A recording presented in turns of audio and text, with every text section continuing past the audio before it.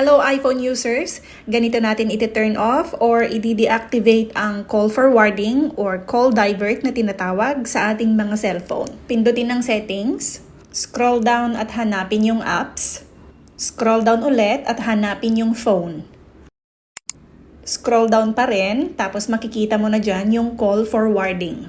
Pagkapindot ng call forwarding, lalabas na yung toggle switch. Kapag hindi naman naka-green yung toggle switch, ibig sabihin naka-turn off yan. Dumako naman tayo sa Android phone. Papakita ulit natin kung paano i-turn off yung call forwarding or call divert sa Android. As always, pindutin ang settings ng cellphone. Scroll down at hanapin natin yung apps. Pindutin natin yung system app settings. Hanapin natin yung call settings.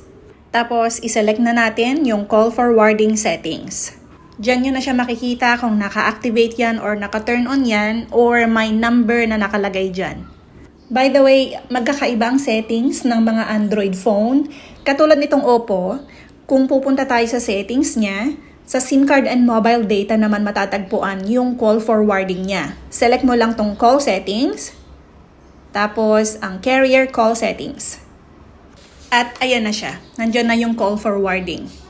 Dahil dual SIM card ang mga Android phone, piliin na lang natin kung alin dyan yung ito-turn off natin ng call forwarding.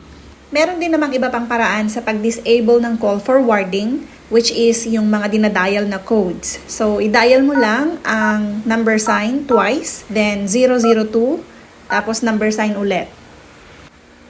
And that's it.